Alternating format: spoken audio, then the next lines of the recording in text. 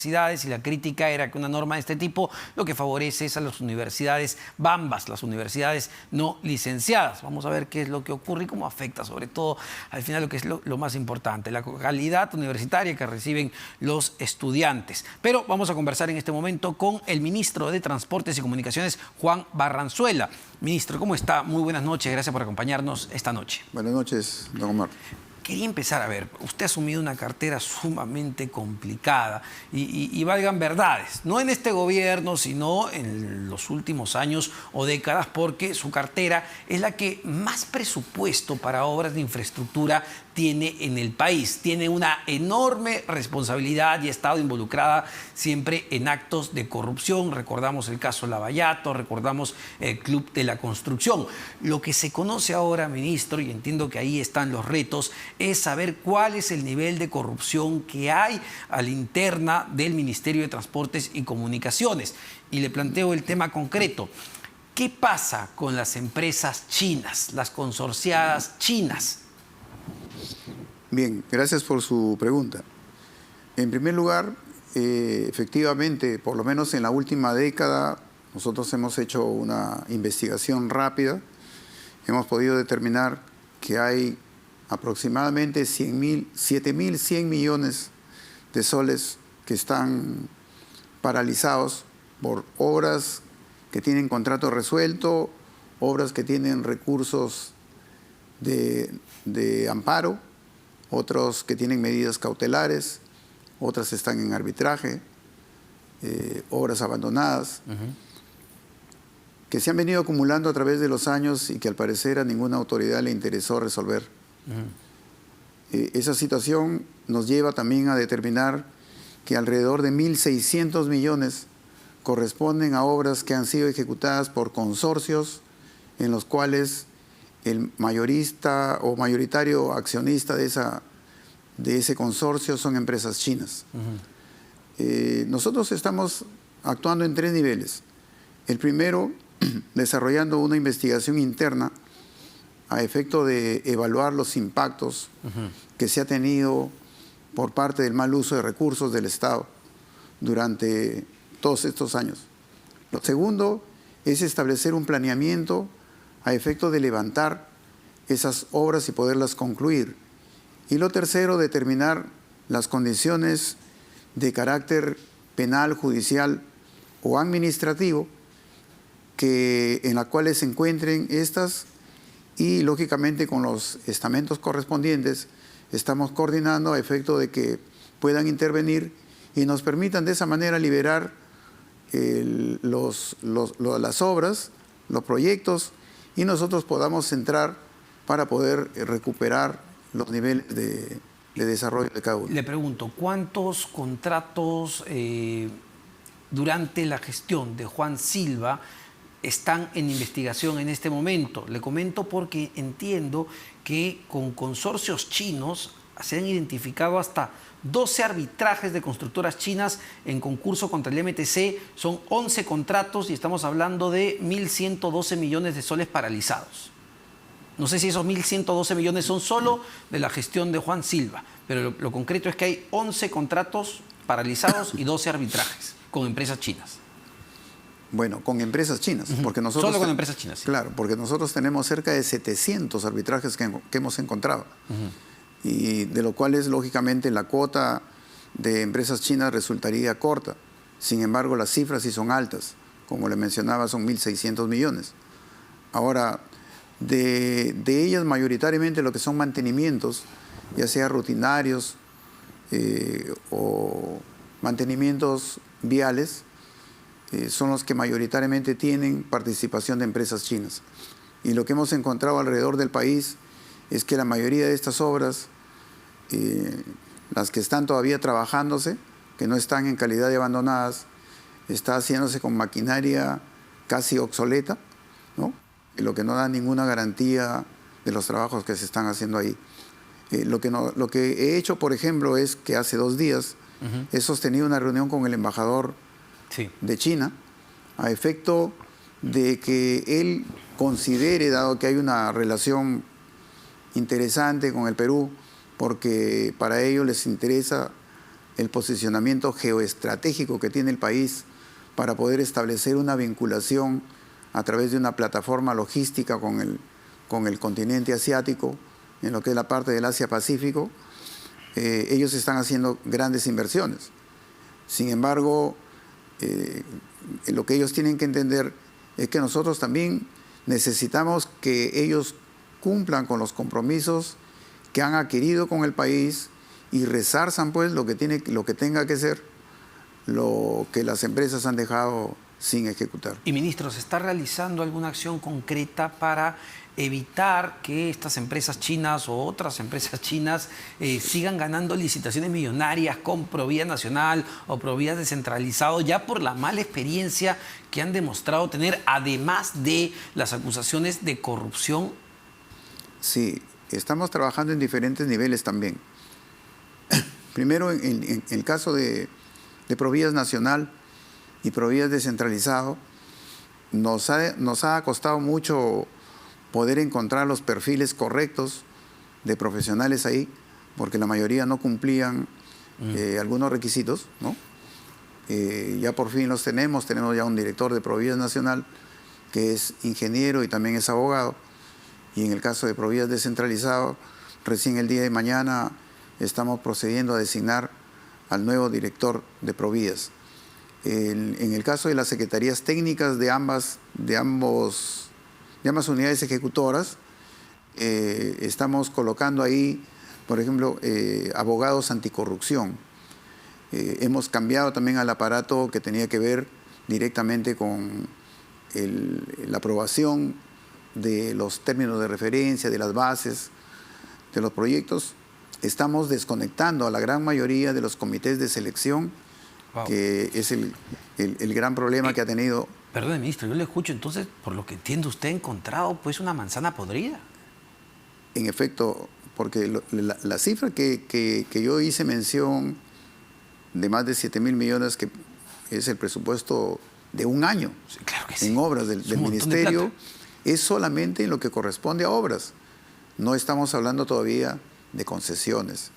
En la parte de concesiones que recién hemos comenzado a avanzar ahí, va a resultar una cantidad también sumamente astronómica. A ver, al día de hoy, no sé si puede darme la cifra, ¿a cuántos funcionarios designados usted ha tenido que votar porque simplemente no cumplían los requisitos, o si es que los cumplían, pues se notaba que venían por otros intereses? Y le comento la cifra que dio la Contraloría, que ellos luego de un control posterior identificaron que 579 funcionarios y servidores públicos tenían presunta responsabilidad administrativa, civil, penal en el ejercicio de sus funciones. 579. Sí, curiosamente esa cifra quizá pueda ser superior. Nosotros tenemos al día de hoy los resultados de las indagaciones internas, porque ningún documento nos han dejado a la vista. Todo estamos trabajándolo desde los archivos. Y tenemos ya el planillón de la cantidad de funcionarios que están comprometidos en procesos administrativos a través de la Secretaría Técnica de CEPAC. Algunos que han sido ya a través de la Procuraduría denunciados, y recién vamos a comenzar a partir del día de mañana a corroborar, porque nosotros hemos sacado ya funcionarios. ¿A cuántos ha sacado y a cuántos ha denunciado, por ejemplo? Buena pregunta. Tenemos aproximadamente 45 funcionarios que hemos sacado, y hay muchos más que van a salir. No podemos sacarlos por el momento porque no tenemos todavía los reemplazos, y después tenemos mucho problema para cubrirlos. Sin embargo, están siendo relevados en la gran mayoría de los casos de las funciones que cumplían de manera tradicional. De esa manera estamos evitando tener mayores complicaciones ahí. ¿Había una gestión corrupta en el MTC? Definitivamente ha sido una mala práctica que se ha venido llevando, como digo, por lo menos en esta última década. Seguramente tiene mucho más tiempo esto, ¿no? Nadie ha tomado cartas en el asunto. Estamos incluso en este momento coordinando con la Contraloría. Ayer me he reunido con el Contralor para revisar las cifras que tenemos, porque en algún momento yo me manifesté sobre una cantidad que había hecho conocer la Contraloría, que era de 3.000 millones, y pareciera que el personal técnico de la Contraloría, no el Contralor, había entendido como que quizá yo estaba haciendo un señalamiento de que ellos no habían tenido mucho apego en la definición de las cifras que estaban comprometidas en obras dentro del MTC. Sin embargo, lo que yo pretendí y lo que dije en realidad es de que no había habido control en general, porque nosotros como institución tenemos diferentes controles. Tenemos un control a través de contabilidad, que es el área de fiscalización interna, tenemos el órgano de control institucional, tenemos el control de ejecución de gasto, que se hace a través de una comisión express determinada en el Ministerio de Economía y Finanzas, y finalmente la Contraloría. Para no irnos muy atrás, porque a mí me queda claro que la corrupción ha existido y lamentablemente va a seguir existiendo, y el caso Lavallato y muchos otros casos dan fe de ello. Pero usted, cuando entró, a ver, la gestión, para ser más directo, la gestión de Juan Silva, ¿fue una gestión corrupta? Yo no quisiera individualizar, ¿no? Porque, como le digo, esto no es de ahora. Sí, claro. Pero el que está recién, o el que ha tenido más meses en este gobierno, es Juan Silva. El que está prófugo de la justicia es Juan Silva. Y por eso le pregunto, ¿qué cree usted, dado que usted se ha dado, digamos, lo ha visto de frente? Sí, por eso es que estamos actuando. Yo he convocado, y seguramente dentro de unos días va a realizarse la reunión, estamos convocando a la Fiscalía, a la Procuraduría, la Contraloría, que ya conversé con el Contralor, y es más, el día de mañana estamos ya cursando la documentación para que comience a intervenir en control concurrente, para que todos los procesos que tengamos de ahora en adelante cuenten con la supervisión, si se quiere, o la veeduría de todas las entidades que se pueda, porque en realidad la única manera de que nosotros podamos tener una garantía de que los actos que se ejecutan en manejo de fondos del Estado sigan una línea de anticorrupción, no basta con ponerle en los documentos, tienen que estar las entidades también tutelares, ¿no? Sí, claro, es un trabajo coordinado, pero a ver, hay un dato que me llama la atención o genera preocupación. La directora de la Oficina de Lucha contra la Corrupción es la abogada Marité Quintana Miranda. Ella es especialista en liberación de predios y no sobre temas vinculados a lucha contra la corrupción. Teniendo en cuenta esto, ¿no sería lo mejor poner a personas idóneas? Por supuesto que sí, por supuesto que sí. ¿Y qué pasó acá? Lo que sucede es que, como le vuelvo a repetir, estamos en plena evaluación de expedientes. Hemos hecho una apertura total, y esto también que le llegue a la comunidad. Nosotros no tenemos distingo de ninguna naturaleza. Mis funcionarios están prohibidos de traer expedientes de ningún tipo. O sea, nosotros recibimos a cual profesional que tenga el perfil correspondiente, lo evaluamos a través de la Comisión de Recursos Humanos, y si califica, ingresa. No necesita conocer a nadie en el ministerio. Y hemos hecho también una convocatoria, y la hago ahora abierta, para que de las universidades o de las empresas que tengan personal calificado, podemos contar con una apertura para que ellos puedan ingresar y cambiar al personal que está ocupando cargos ahí desde hace muchos años. Ahora, y hay otro hecho que también genera preocupación, ministro, porque hemos tenido conocimiento que actualmente las empresas chinas, volviendo a las famosas empresas chinas que parecen haber formado, no sé, y se lo pregunto mejor primero, ¿han formado un nuevo club de la construcción estas empresas chinas? A ver, mi apreciación es la siguiente. Nosotros tenemos una ley de contrataciones y adquisiciones del Estado, con su reglamento, que más pareciera que hubiera sido hecha no por el Estado, sino por los contratistas. Entonces, todo les es favorable y han creado condiciones. Las empresas que vienen del extranjero, para poder gozar de determinados beneficios, se asocian con las empresas peruanas, porque hay algunos requisitos que se exige de tener manejo, capacidad, conocimiento, etcétera, y incluso domicilios fiscales, por ejemplo, en la parte de la selva, para poder gozar de excepciones del pago de impuestos, de exoneración de impuestos. Las empresas lo que hacen es, apenas llegan, son abordadas por esta gente, se constituyen los consorcios, y curiosamente son las empresas peruanas, lo digo con todo respeto, pero es así, lo que hacen es, comienzan ellos a ser los operadores. Entonces, no necesariamente, no estoy defendiendo a nadie, Sí. pero no necesariamente pensemos que las empresas que vienen de fuera vienen con una intencionalidad. Es como lo que en su momento, recordando el caso Lavallato, que era también algo similar, pero a otra escala, decían, no es que nosotros hayamos ido a corromper a los presidentes, ministros o funcionarios peruanos. Y allá en Perú ya existía pues un sistema que permitía o premiaba la corrupción. Definitivamente que sí. Por eso es que nosotros estamos en este momento con la Contraloría trabajando un proyecto que debe fortalecer al que ya está en el Congreso, que es un proyecto de ley donde va a modificar las normativas.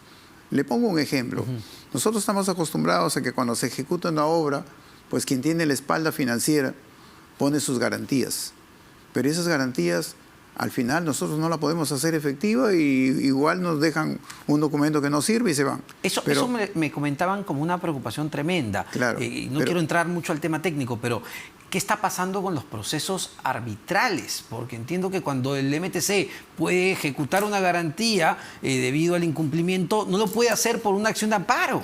Exactamente, a eso iba. Pero ¿qué pasaría si nosotros lo cambiamos por un fideicomiso? Donde la empresa, en vez de dejarnos una garantía, que es un papel, coloca dinero, donde tanto la empresa que contrata como el contratista lo dejan al fideicomisario. Entonces, ese dinero está ahí, es como dinero, es dinero en efectivo. Si hay alguna situación, echamos mano y resarcimos el daño. Entonces, el panorama cambiaría, pero como eso no está considerado en la ley, no lo podemos activar. Pero ahora lo vamos a proponer. Y a ver, para que la gente lo entienda quizá, ministro, en temas mucho más concretos de cuánto daño nos hace la corrupción. Yo sé que para usted es un tema complejo porque, insisto, tiene que ver con los últimos meses de gestión, tiene que ver con los últimos años, con las últimas décadas. Pero, ¿qué ha pasado con la inversión pública, por ejemplo, del MTC? ¿Cuánto se ha detenido? Usted me hablaba de una cifra de 1.600 millones, pero ¿cuánto de lo que tiene no se puede ejecutar por la corrupción o por la mala gestión de funcionarios que no debieron estar en los cargos que estuvieron? Yo le respondo de la siguiente manera. Al día de hoy nosotros tenemos una ejecución del gasto total del 30%. Si no hubiéramos encontrado los problemas que hemos encontrado de mala ejecución del primer trimestre, la ejecución del gasto en este momento debería estar bordeando el 70%. Estamos dándole vuelta. A partir de agosto ya nosotros entramos en franco proceso de ejecución de obras y por lo menos tenemos un horizonte inmediato de ejecución de obras de no menos de 1.000 millones. Pero ya esta sí es la gestión. Lo anterior hemos tenido que comenzar a limpiar un poco la casa y a ordenarla, porque la situación ha sido terrible. Entonces ahora ya estamos posicionándonos y vamos a comenzar a trabajar. Por eso es que hemos recurrido a la Contraloría, porque no quiero que a partir de ahora ningún proceso que se ejecute no cuente con las instituciones que deben participar para cautelar el uso de esos recursos. Ministro, hace muy poco se publicó una ley que permite garantizar la idoneidad de funcionarios y directivos de las entidades públicas en general. Actualmente dicha ley ya entró en vigencia. ¿Qué acciones está realizando para garantizar el cumplimiento de esta norma? Y, a ver, ¿cuántos funcionarios, no sé si es la misma pregunta que hacemos hace rato, pero le reitero porque es importante, ¿cuántos funcionarios no cumplen los requisitos para ejercer cargo público? Nuevamente, gracias por la pregunta. Nosotros tenemos hasta el momento, porque estamos haciendo una revisión caso por caso, no menos de 35 personas, funcionarios, que no cumplen los requisitos y ya salieron. Y aparte de eso, hay algunos que están incursos en situaciones que han debido ser denunciadas, que no se habían hecho y nosotros lo hemos hecho. Tenemos ya 2 denuncias ejecutadas. Una de ellas, curiosamente, al salir el funcionario, me denuncia en la Fiscalía. Ahora la Fiscalía ha comprobado que quien había cometido los delitos y había ido donde ellos, en realidad nunca debió recibirse su recurso, ¿no? Pero estamos trabajando, ¿no? Es una tarea bastante compleja. Cuando tú me dices, por ejemplo, lo de la ley que sacó el Congreso el 14 de febrero, precisamente es el primer requisito que nosotros revisamos. Pero no solamente es el único. Nosotros hemos ido mucho más allá. O sea, revisamos lo que es la ley de idoneidad, el perfil del cargo, vemos también lo que corresponde, porque le solicitamos a todos, sin excepción, un certificado de antecedentes penales y judiciales. Pero curiosamente ahora hemos tenido que recurrir a incorporar otro tema de evaluación, porque en algún momento designamos a alguien que cumplía todo y cuando salió su designación, por todo lado comenzaron a llegar, sobre todo por los medios de comunicación, las críticas, porque esta persona había tenido en algún momento una situación con una periodista, una dama.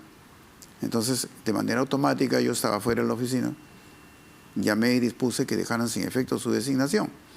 Pero nos dimos cuenta que no teníamos solamente que limitarnos a lo que se establece como parámetros normativos para la designación del funcionario.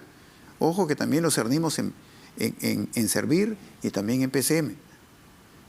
Pero se nos había pasado esto, que ya era una situación que no figura en ningún antecedente, no tenía ningún proceso, pero es una situación que moralmente y éticamente no debe pasar.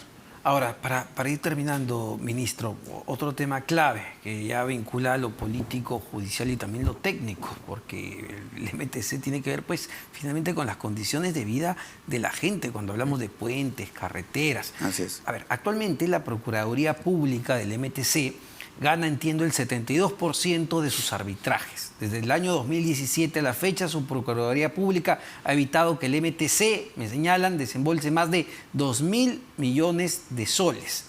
No obstante, la Procuradora General del Estado, María Caro Bajulca, pretende destituir sin argumentos jurídicos, entendemos, al actual Procurador Público del MTC, David Ortiz.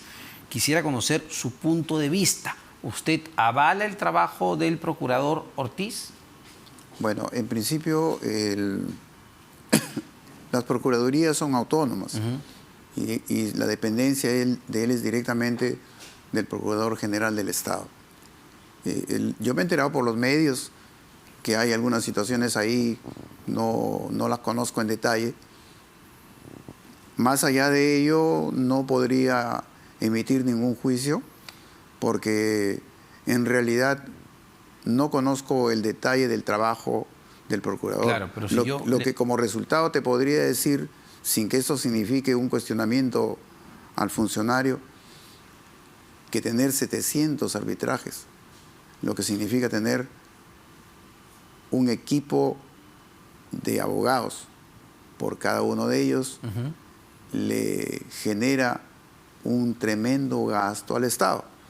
Y eso significa que no ha habido pues un manejo apropiado, ¿no? Pero ¿no le parece positivo que gane 7 de cada 10 arbitrajes?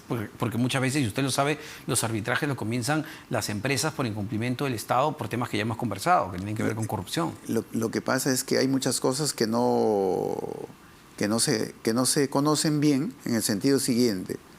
¿Por qué se generan los arbitrajes? Porque siempre le asiste el derecho de ese tipo de intervenciones al contratista. Sin embargo, el contratante muchas veces es el que genera las condiciones para que existan ese tipo de intervenciones. O sea, las irregularidades, la corrupción, muchas veces se da porque es propiciada por la entidad contratante. Sí, claro. Si yo hago un expediente técnico mal hecho, si no se ha hecho un estudio de suelo, si me he copiado de otro lado, entonces cuando el contratista vaya a ejecutar la obra y tampoco he hecho liberación de predios, sé de antemano, y el contratista también, que va a encontrar condiciones para poder comenzar. Ya, pero esa es responsabilidad de la Procuraduría, ¿no? Es de los funcionarios, de los malos funcionarios del MTC que hacen malos contratos. Claro, pero en el momento que llegue a entablarse los procesos, se negocia, porque la ley te lo permite, se concilia, para utilizar mejor el término. Bueno, pues, y tienen que haber buenos conciliadores. Yo lo que digo es lo siguiente, no estoy cuestionando, como digo, la gestión en total ni parcial de la Procuraduría, pero sí en lo que corresponde a la selección de los árbitros. Porque entendamos que nosotros tenemos, según tengo entendido, una especie de padrón que se maneja a través de la Procuraduría, de la cual nosotros podemos elegir a los árbitros que van a representar al Estado.